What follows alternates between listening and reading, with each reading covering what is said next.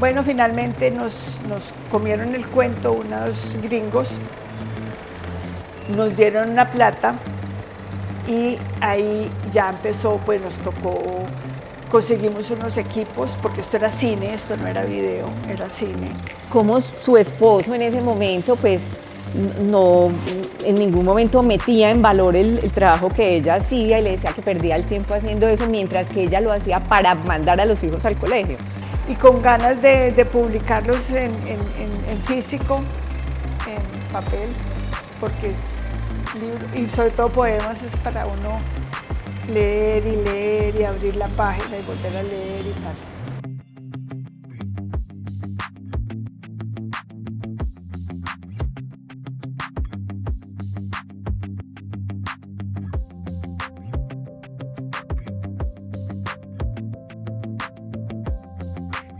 El gobierno de la ciudad, la alcaldía de Pereira, la Secretaría de Cultura y la Biblioteca Pública les dan la bienvenida a la Cueva de las Letras. Tertulia La Cueva de las Letras, hoy con dos invitadas muy especiales, Viviana Ángel Chufi y por supuesto nuestra invitada más especial, la invitada del mes, Dora Cecilia Ramírez, para conversar sobre un camino, la literatura, el arte y la amistad. Bienvenidos a la Cueva de las Letras. Bueno, pues muchas gracias a la Biblioteca Pública por permitir este encuentro. Sí. Una visita que hace mucho no hacíamos, Dora, ¿no? Una visita para todos los pereiranos y del resto del país. Sí, muchas gracias. Y Dora también, porque este es el año de tu liberación. Sí, sí, por supuesto. Con tu último libro de Memorias de una niña buena, es tu año de liberación, ¿no? Sí, este va a ser el año, pues ya empezó, ya es. Ya es. Ahora hablamos de ese. Por ahora me gustaría que nos contaras cómo era la niña Dora. La niña Dora era una niña muy solitaria, a pesar de que tenía pues muchos hermanos y vivía en un ambiente pues como muy rico, pero muy solitaria. Me gustaba mucho estar como para adentro en mis cosas y ser muy obediente y muy juiciosa, hacer todo muy bien y pasar como inadvertida. Esa era como la intención siempre, como pasar inadvertida y ser juiciosita. Y bueno, me divertía mucho sola y con mis hermanos y hermanas, pero no necesitaba pues el mundo de afuera, no. ¿Jugabas? Sí, jugaba mucho, tengo una imaginación pues enorme, desbordante, entonces tenía mis juegos y con mis hermanos pasábamos mucho en fincas, íbamos a pasar los fines de semana, las vacaciones siempre a fincas, entonces jugábamos mucho, nos subíamos a los árboles, teníamos juegos muy divertidos con ellos y con ellas, pues. ¿Y dibujaban, pintaban? No, no tanto. No, eso no. ¿Escribían? Sí, me gustaba escribir y leer también, mucho leer, pero no tuve una orientación sobre qué leer. Pues no tuve ni cuentos de niños, ni eso, ni nada, leía por ahí lo que podía. Pero no. ¿Tenías personajes imaginarios? Tenía personajes imaginarios y juegos y fantasías y muñecas jugué pues hasta que quedé hasta aquí de jugar muñecas. Pero también jugué otros juegos y pues sola y con mis hermanos, sí. Sobre todo con una de mis hermanas. Sí. ¿Cuál fue la primera revolución que hiciste tú, que venías realmente de una familia que tenía un pensamiento patriarcal y conservador? ¿Cuál fue la primera que recuerdes?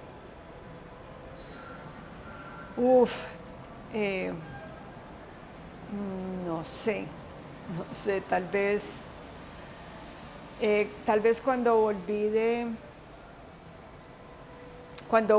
yo terminé la carrera de arquitectura y me fui a estudiar, a hacer un posgrado a Europa. Cuando volví, no quise venir a vivir a Pereira, que era como lo que mi papá quería, sino que me quedé en Bogotá, o me fui para Bogotá porque quería pues vivir en Bogotá. Y ahí fue como la primera, así que dije, no voy a Pereira, quiero vivir en Bogotá. Tal vez esa fue ya la más. Porque lo otro yo me fui acomodando porque, como te digo, como era niña buena, tranquila, como que tenía que hacer así las cosas bien hechas, en el fondo de mí yo decía, bueno, un día voy a ser independiente, un día voy a ser económicamente independiente, el día que yo sea económicamente independiente yo ya puedo hacer lo que a mí me dé la gana, más o menos así. Pero eso yo nunca lo dije, sino que eso yo lo fui haciendo de una manera pues muy intuitiva. ¿Por qué estudias arquitectura? Estudié arquitectura porque yo quería estudiar literatura.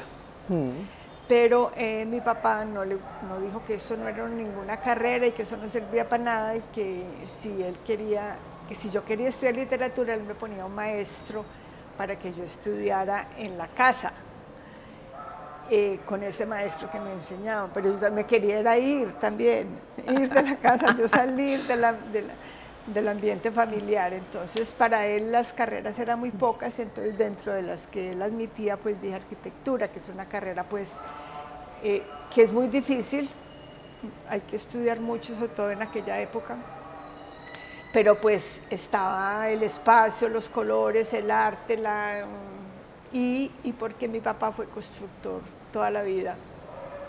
Entonces de niños nos íbamos a esas construcciones y esa memoria de jugar en las construcciones bueno, eso también me parecía muy interesante. Y bueno, dije, estudio arquitectura y estudié arquitectura con mucho trabajo porque tuve varias crisis en que yo me quería salir, pero yo decía, no, yo tengo que terminar esto primero. Incluso yo trabajé 8 años como arquitecta. Y hice un posgrado también porque yo necesitaba era como resolver eso primero. ¿En dónde hiciste el posgrado? En Londres, en una escuela de arquitectura. ¿Y trabajaste después en políticas de desarrollo urbano en Bogotá? El posgrado que hice era en planeación urbana y regional. Ya. Hice 2 años. Y después, realmente es que a mí me costaba mucho el diseño, me costaba mucho el lápiz, expresarme, y a mí me gustaba era hacer las tareas de historia, las tareas de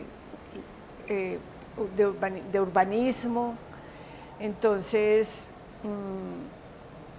las tareas que fueran escritas, no lo que me daba mucho trabajo expresar eso. Y siempre, digamos, me interesó eso y eso fue lo que más énfasis le puse a lo que se llamaba el urbanismo. Sí. Y entonces, bueno, cuando terminé, trabajé en políticas de planeación, pero con un proyecto turístico, con una gente que estaba haciendo un plan, una oficina que estaba haciendo un plan turístico para la zona de Santa Marta, para el gobierno del presidente López. Un trabajo muy chévere, ahí que trabajé como 2 años y ahí ya me fui a hacer este posgrado. Y cuando volví, entonces llegué a trabajar en Bogotá y trabajé en desarrollo urbano, en políticas de vivienda, en planeación regional, en planeación nacional, en el área regional, y trabajé en la ESAP dirigiendo un posgrado que había en planeación urbana y regional para administradores públicos, que fue muy interesante, como 2 años trabajé ahí más, creo. Y ya me agoté, porque yo quería era otra cosa, yo ya no quería más eso, no era lo que no era. Y trabajar con el sector público también es difícil, muy complejo. Difícil, sí, porque las políticas, o sea, digamos que era un trabajo técnico, una recomendación técnica, pero la decisión se tomaba a nivel político, no se tomaba por la recomendación, sino por allá, por altas esferas. Entonces, difícil, era un ambiente muy pesado. Y bueno, ¿eso más o menos respondió o no respondió? Me desvié. Sí, no, respondiste. Tú diseñaste y construiste tus casas. Sí. Yo quiero que nos hagas un vuelo imaginario por ese espacio. ¿Cómo planeabas tu casa? ¿Cuáles eran los espacios relevantes? La cocina, el baño. ¿Qué era cuál era el corazón de la casa? Bueno, una pregunta muy interesante. Bueno, hice 2 casas, una en Villa de Leyva y otra en Leticia, donde viví muchos años. La de Villa de Leyva estaba en las afueras del pueblo, era un lote, digamos, un lotecito como 1500 metros, era grande y había mucha piedra, entonces yo siempre pues construir a partir de la piedra. Lo que en ambas casas, lo que regía era lo económico, porque yo me tenía que limitar a un presupuesto que era muy escasito. Incluso cuando yo terminé esa casa, no tenía vidrio, no tenía ventanas, yo puse unos cartones y yo me pasé a vivir ahí, no tenía chimenea, era lo básico. Y la de Leticia más o menos, después fui ampliando, pero era así. Entonces, bueno, eso era lo primordial. Hice la de Pilla de Leyva quería el gran espacio, que era mi estudio, porque yo iba a ser la gran escritora, que nunca fui. Pero esa casa toda fue en función de ese espacio, que tuviera la supervista, que después construyeron una casa al frente y me tapó la vista. Un espacio muy bacano, con mucha luz. Bueno, y ahí eso era lo más importante. Y abajo una zona social, una cocina integrada a la sala, porque era, pues, porque sí, la cocina, bueno, la clave en una casa, la cocina es lo más importante. Y en la casa de Leticia también era un solo espacio, un rectángulo con su baño, y ahí tenía yo como la cama y separado con un mueble la cocina y el comedor, pero estaba todo integrado. Era una L porque yo primero hice el techo como en L y el otro espacio de la L, entonces lo dejé para hacerlo después, pero ya tenía hecho el techo. Pero era una L que se encontraba con otra L y no, un patio interior. Era una sola L. Era un cuerpo. Era una sola L, el techo. Y era en el rectángulo de la L, ahí estaba la cocina, el comedor, una mesita pues de comedor y la cama, digamos. Y aquí esto era una ventana. Yo después rompí esa ventana y hice amplié esa ahí porque ya tenía el techo. Esa parte la hice de madera que quedó muy bacana, toda de tabla. Y esta sí era de ladrillo. Y bueno, tenía también mucha luz y también era un lotecito más grande. Yo había comprado 2 lotes y para que tener pues para dónde sembrar y todo eso, inmediatamente se llenó de árboles y fue súper bonito. Entonces, bueno, esas son mis experiencias que fueron súper bonitas porque pues yo arquitecta de hacer casas nunca. Entonces fue muy bonito hacer esas 2 casas para mí, distintísimas y que disfruté mucho. Podías aplicar como tu conocimiento, pero libre de Claro. cualquier presión, porque tú habías trabajado en España con unos arquitectos que hacían chalets. Sí, pero eso sí era como, Sí. me traían el dibujito y entonces Sí, yo se lo dibujaba. sí, claro, o sea que aquí tenía la posibilidad realmente de dejar volar tu imaginación. Claro, y era para mí, entonces, Claro. como yo quería y sin rollo. Claro. Fue muy bonita las 2 experiencias, muy distintas, pero súper bonitas. Pues claro, de todas maneras, Leticiana sale de allí, ¿no? Sí. De toda tu experiencia en Leticia. Sí.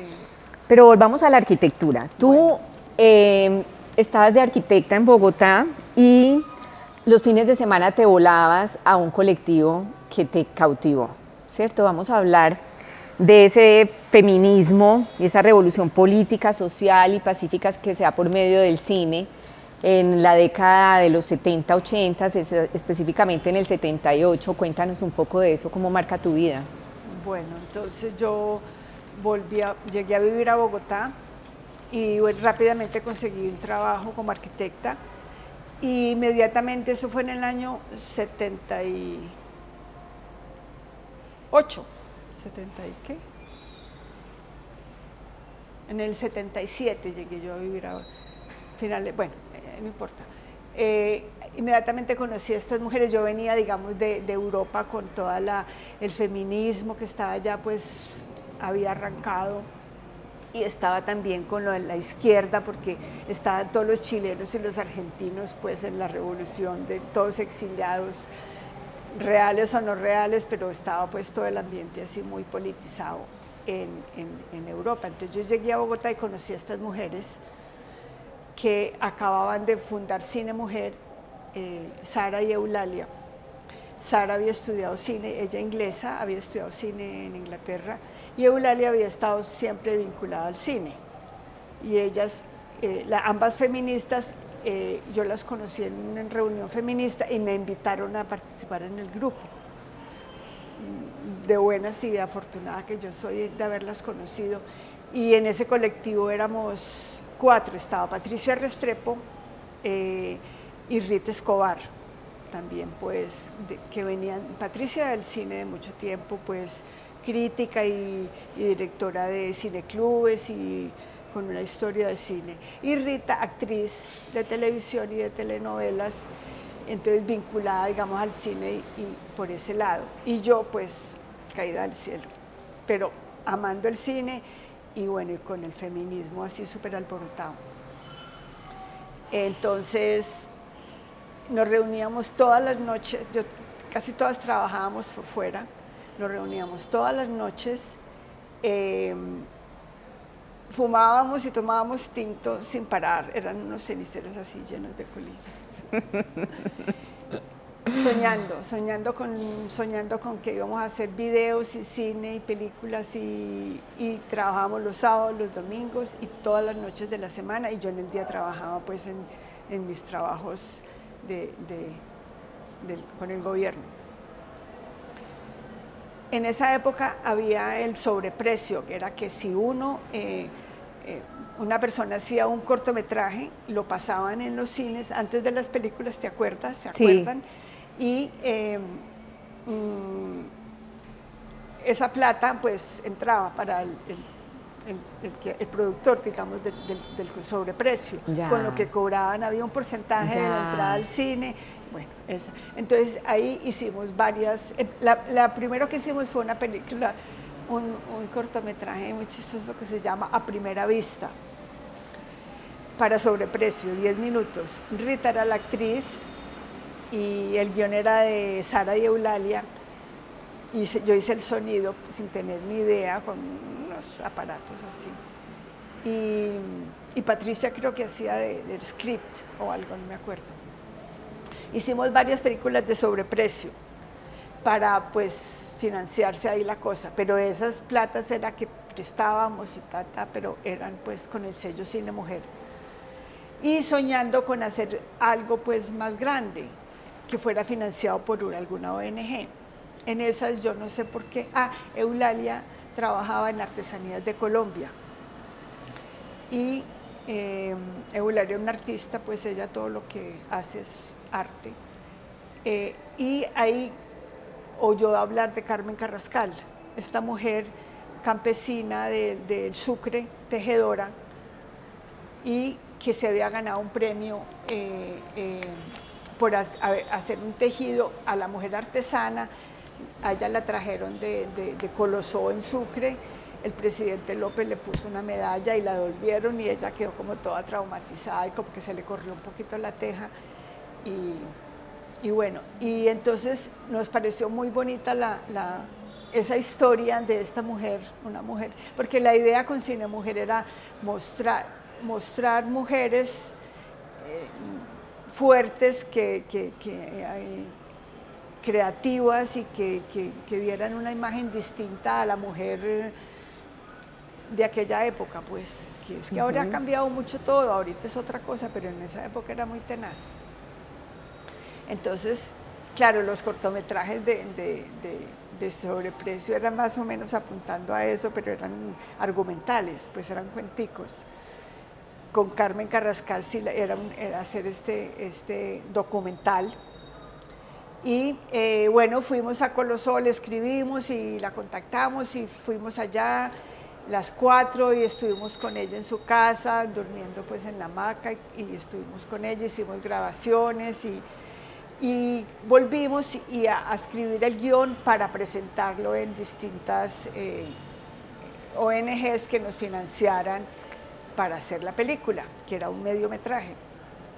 Bueno, finalmente nos comieron el cuento unos gringos, nos dieron una plata y ahí ya empezó, pues nos tocó, conseguimos unos equipos, porque esto era cine, esto no era video, era cine, una moviola por allá de segunda, toda desbaratada, entonces necesitábamos ya buscar un espacio, bueno, y ya el Cine Mujer empezó a cambiar y había que digamos, financiar ya, pasamos al video, ya empezó otra cosa, hacer otro tipo de programas, ya los sueños de todos los días y todo, así ya fue cambiando. Yo ya me salí del trabajo y empecé ya como más tiempo completo ahí.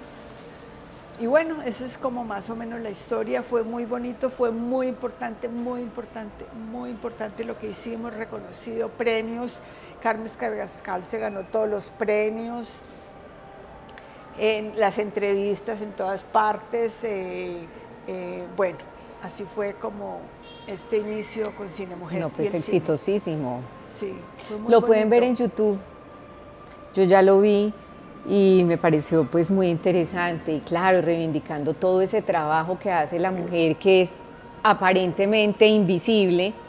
Entonces una mujer que tiene 9 hijos, que trabaja, que además teje, y además eso me pareció bello en la película porque hay unas tomas de sus manos y cómo hace los canastos con los tejidos, con fibras de plátano y creo que de iraca también, y ella va entrelazando los dos materiales y cómo su esposo en ese momento pues no en ningún momento metía en valor el trabajo que ella hacía y le decía que perdía el tiempo haciendo eso mientras que ella lo hacía para mandar a los hijos al colegio. Vale la pena que lo vean.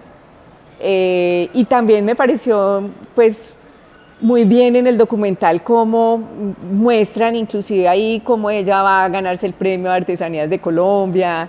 No sé, me gustó mucho, me ambientó toda una época, todo un momento histórico.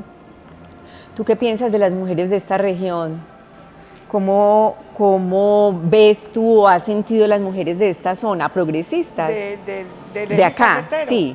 Ah, sí, echadas para adelante, mujeres muy valientes, muy guerreras, con muy mala fama, pero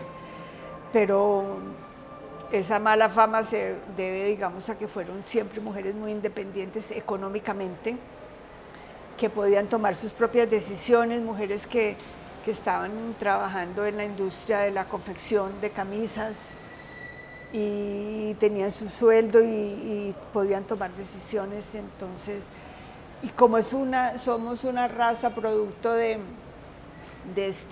esta situación geográfica que es clave porque es paso de caminos, entonces la gente se quedaba pasando, entonces somos como una mezcla de, pues sí, tenemos un origen paisa, pero nosotros no somos tan paisas. No, somos Nosotros caucanos, somos otra cosa, somos de tenemos todo. de todo. Entonces eso sí. hay una riqueza y bueno, y nos hace mujeres muy interesantes, muy independientes y con un pensamiento muy libre. Muy libre.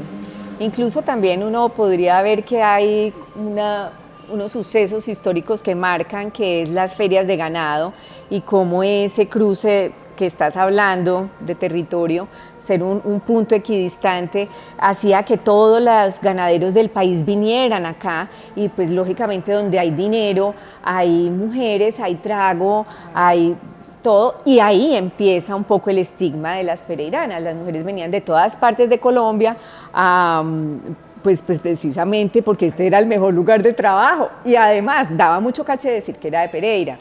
Ese fue, pues lo estoy contando es porque hicimos un trabajo con el Banco de la República que se llamaba Fácil a partir del estigma de las pereiranas.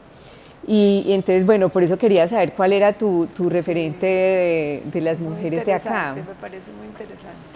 Y siempre he sido súper orgullosa de ser pereirana, a pesar de que cuando yo me fui un poco como que renegué de Pereira porque me parecía que era como pues muy relajado y poco intelectual y poco serio, como que la gente estaba, que uno decía, empezaba una conversación muy seria y todo el mundo empezaba a amar gallo y a reírse, no, hasta ahí llegaba, pero era yo, no era pues aquí, sino que era yo el problema, digamos, entre comillas.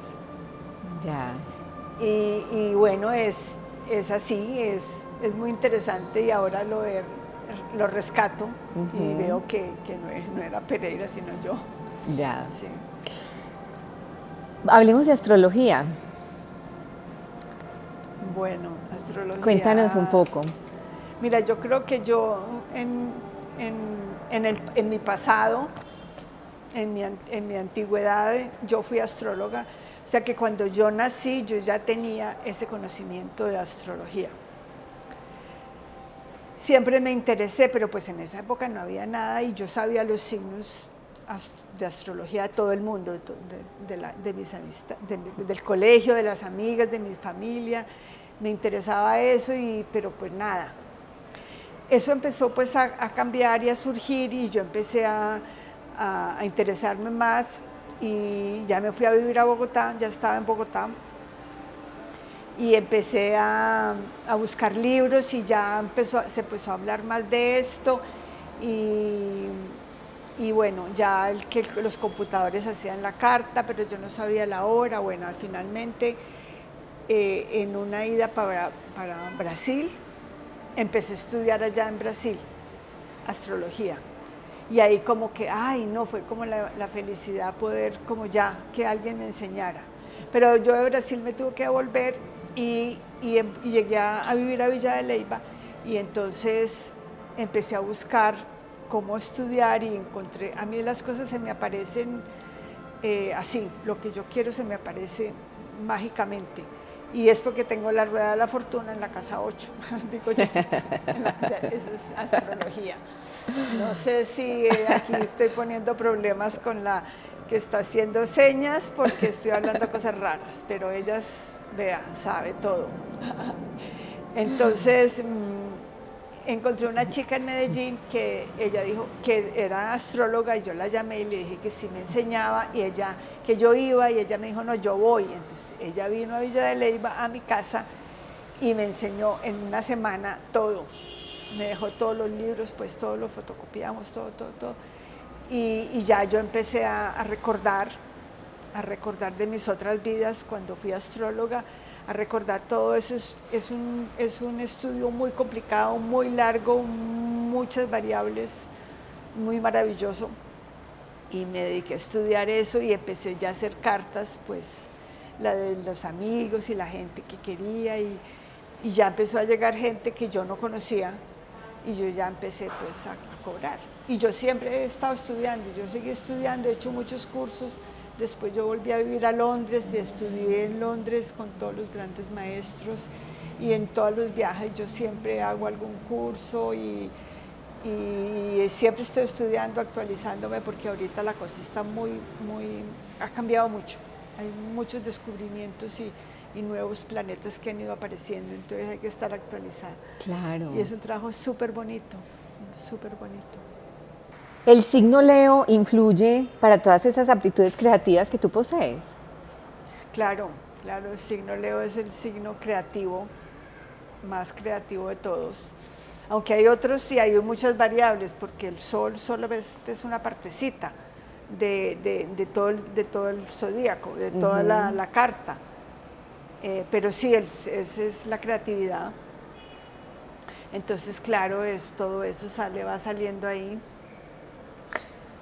Tú, cuando yo te escucho, tú hablas como de esa niña buena y hablas como de que siempre has como seguido un camino cuando estabas pequeña y como, cierto, un poco silenciosa, un poco invisible. Pero yo la percepción que tengo es de una mujer totalmente distinta. No sé si es porque te conozco en otro momento, lógicamente. Ahora nos conocimos hace unos cuantos años, por ahí unos 7 años. Sí. Y yo te veo como una mujer muy poderosa y muy anárquica. Es decir, tú has sido inquieta, tú te metes y espero que esto no me cueste la amistad. Entonces tú te involucras en esto con los grupos literarios y tal, pero finalmente te sales en el momento. O sea, ya cuando vas a perder autonomía, libertad, independencia, inmediatamente sales. ¿Cierto? Sí, empatitas. Tal cual.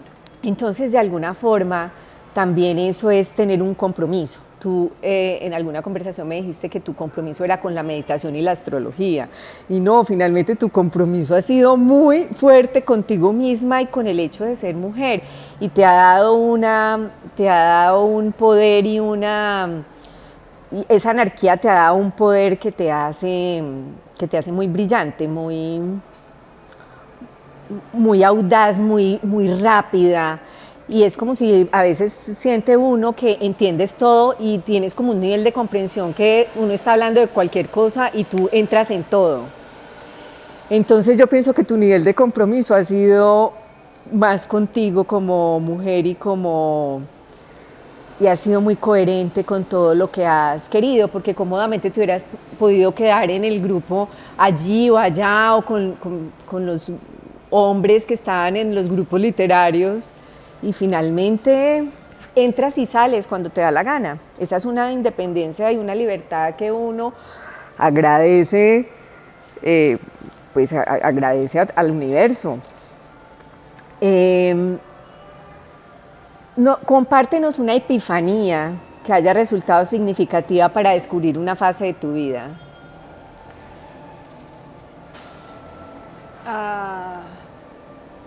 No, está difícil, pero es que no ha sido así, no ha sido como una epifanía, como que, no, sino como paso a paso, irme descubriendo, porque realmente el sentido de todo ha sido, digamos ahorita, que es que yo entiendo, o sea, el sentido de mi vida es ser lo que soy, o sea, dejar salir esa mujer que soy, que todo el tiempo estuvo oculta porque sí, porque no, y todo eso que tú decías ahorita que es muy bonito y que me emociona que lo mires así, que es irme haciendo para lograr ser esa que sí soy, que siento que cada vez soy más.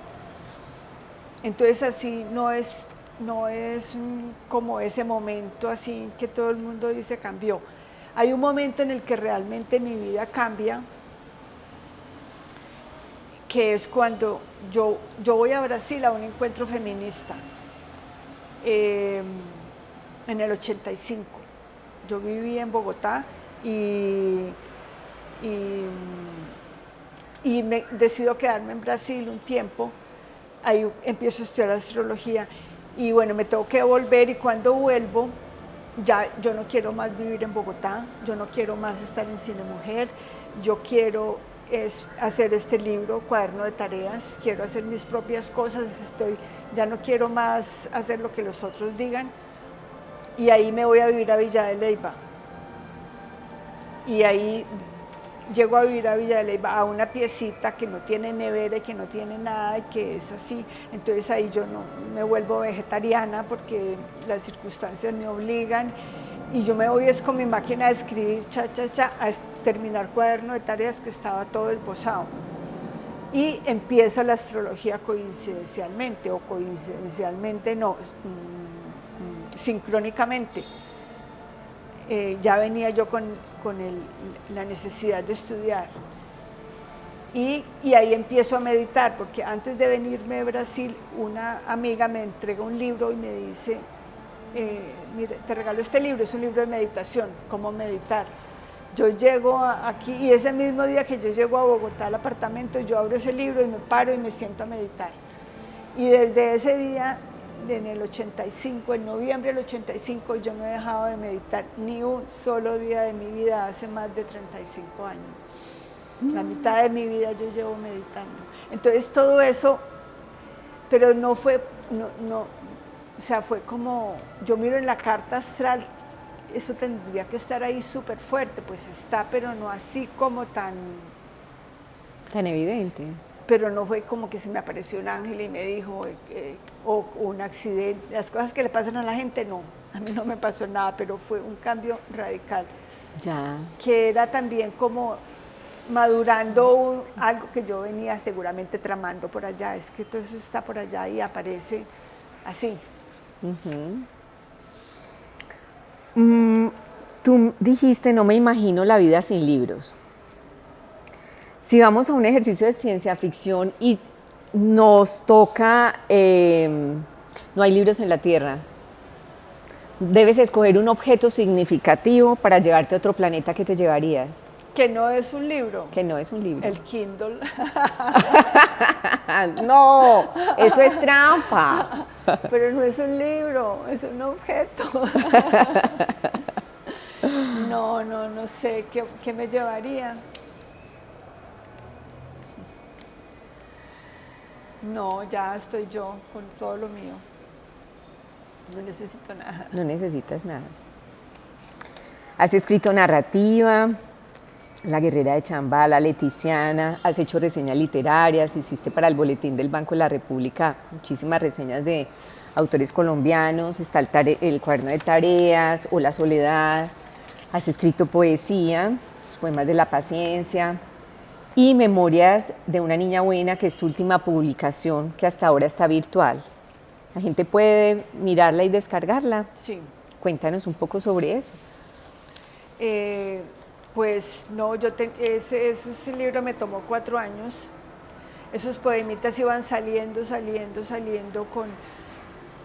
con mi proceso de transformación, de salir de ser esta niña buena que ya estaba mamada, de no más, haciendo todo para ser aceptada. Finalmente es eso, para no tener que pasar inadvertida, ni esconderme, ni quitarme la máscara y decir, esta soy yo, aquí estoy, no más. Esos poemas fueron saliendo así, los trabajé, estaban listos, pero yo no me atrevía a sacarlos. Este grupo feminista en España, que dirige una amiga, mandó la convocatoria diciendo, se llama Editorial Victoria Sau, Editorial Digital Victoria Sau, para que lo miren.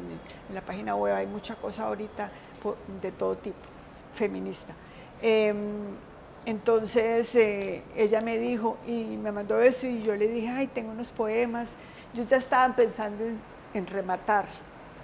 Ella me dijo, mándalos y los publicamos. Entonces yo ahí organicé, le puse un orden, no tenía orden. Tenía un orden, pero nada, le puse el orden, de los poemas estaban listos, yo no tuve que corregirlos, nada, estaban. Los ordené en esa secuencia que es muy interesante porque quedó como un cuentico y se los mandé y ya, los publicaron. Y con ganas de publicarlos en físico, en papel, porque es libro, y sobre todo poemas es para uno leer y abrir la página y volver a leer y tal.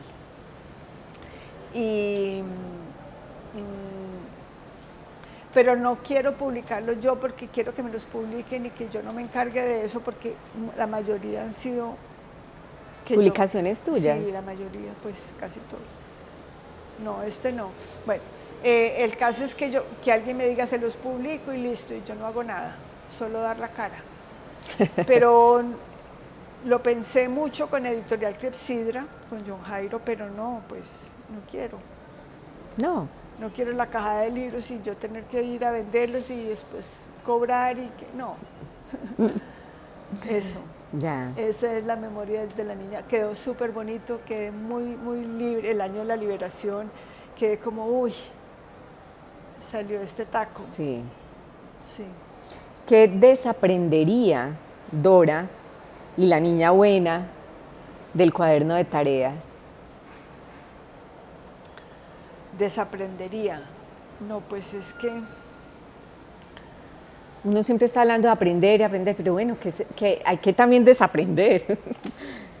Pero es que el aprendizaje es parte de ese crecimiento, entonces, pues, eso que quisiera desaprender es lo que me ha hecho llegar a este punto, pues, o sea, desaprendería a ser la niña buena, pero para llegar ahorita a este momento, digamos, tuve que haber pasado por eso que aprendí. Entonces, bueno, para responder la pregunta sería la niña buena, o sea, ponerme la máscara de niña buena y hacer las cosas así, pero... Quitártela. Quitártela. Sí. Pero ya lo has hecho con el libro. Por eso, o sea, sí. Entonces... O sea que el libro sería exactamente lo que desaprendería. El proceso de la liberación ha sido con ese libro. Sí. Muy bien. Dora, ¿cuál es tu mejor momento para escribir? ¿La mañana, la noche? Bueno, pues si la inspiración llega, el momento es el momento. Una servilleta, un papelito, una libreta. Yo siempre ando con una libreta escribiendo mis cosas. ha sido en distinto. Cuando yo trabajaba con horario de oficina, era por la noche, 10 de la noche apenas yo venía de Cinemujer o donde fuera a trabajar, ahí me sentaba y me amanecía, que era como silencioso y eso. Muchos años escribí de noche, porque no había más tiempo. Después, cuando yo me fui a vivir a Villa de Leyva, ya escribía, era mi tiempo, entonces escribía en el día, pero sobre todo por la mañana temprano. Me parece que es una muy buena hora. Y ahorita pues mientras más madrugo, más temprano escribo, que es la mejor hora, temprano, para mí. Ya por la noche yo no, porque me gusta ahora madrugar, yo antes no madrugaba, ahora me gusta mucho madrugar y entonces, a esa hora es mucha lucidez, hay mucha lucidez. Sí. ¿Leer para ti es un ejercicio de creación? Sí, claro que sí. Uno está leyendo y está creando los personajes y se los inventa y se inventa toda la película y el autor queda yo no sé dónde. ¿Con qué autor o autora estás ahora de viaje?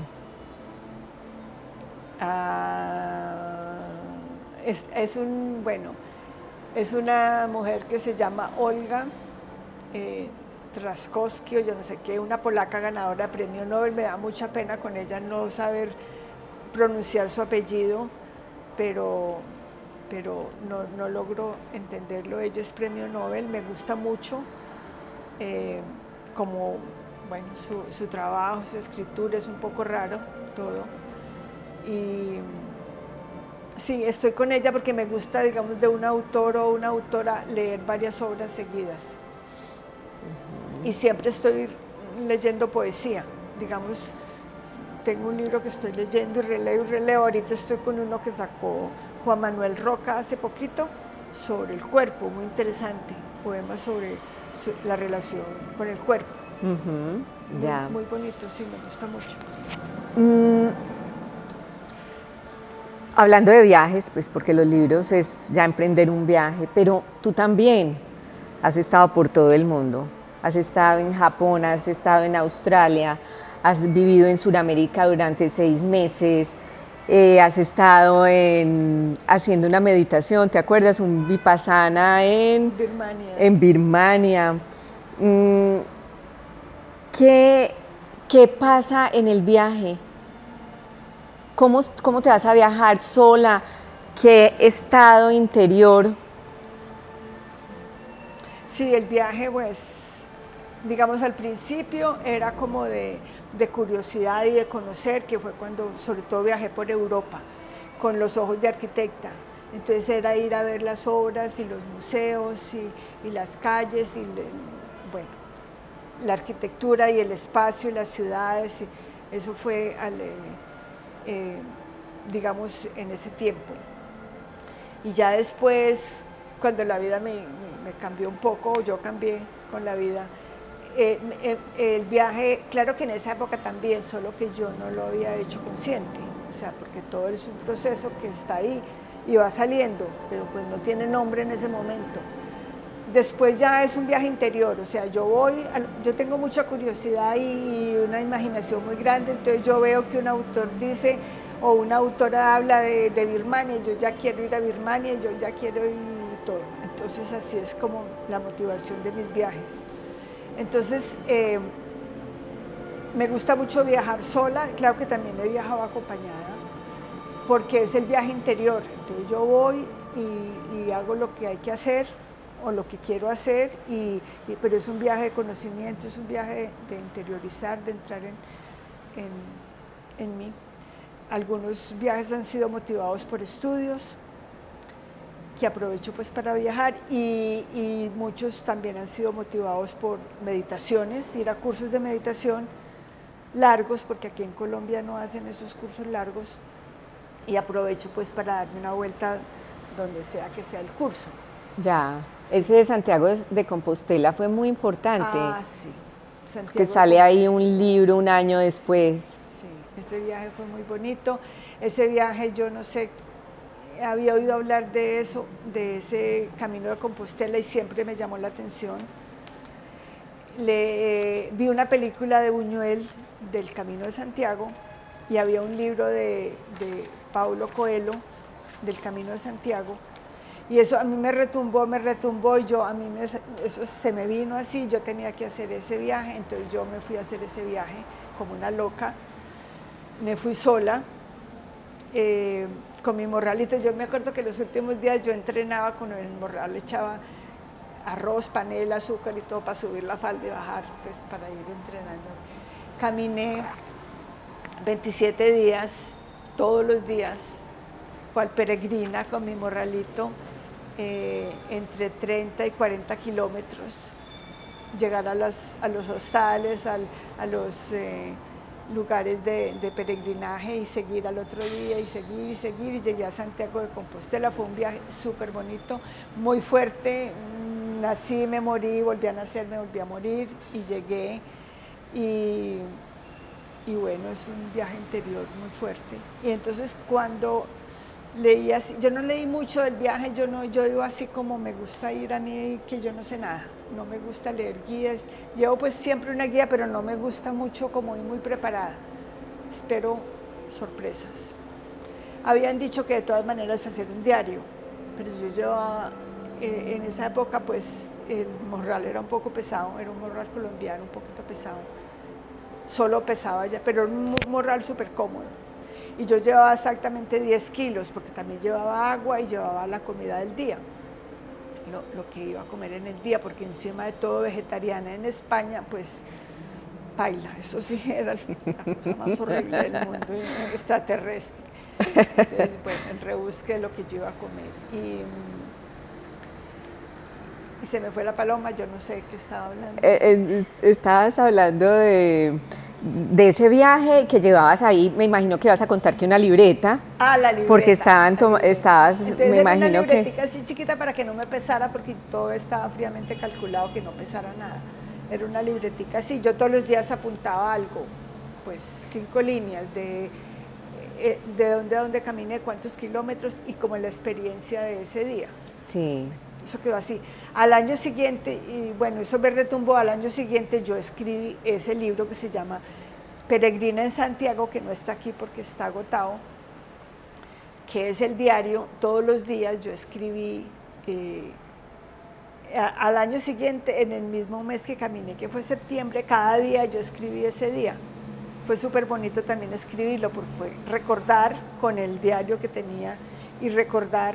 Y simplemente no hay alardes de nada, no, solo lo que recuerdo. Yo no vi, porque es un camino muy rico en arquitectura, está toda la historia de la arquitectura ahí en esas catedrales, porque es un camino católico donde uno va con un espíritu, digamos, con el espíritu de Santiago.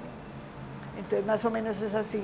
Bueno, Dora proviene del griego y significa don de Dios y bienaventurada, que estamos hablando del Camino de Santiago para rematar. Pero yo te digo sembradora, recicladora, transformadora y meditadora. Pero también eres enigmática, servicial, solitaria, compasiva, libertaria, discreta, viajera. Y gracias por viajar hoy a la cueva con nosotros. Has iluminado nuestra cueva el día de hoy. Muchas gracias, Dora. Gracias, Viviana, por eso tan bonito, que esas preguntas, no sé, esa como esculcada de mi espíritu.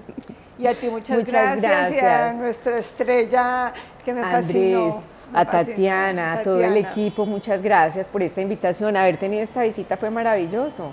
Muchas gracias a la biblioteca. A la biblioteca, a la cueva, súper bonito todo, gracias.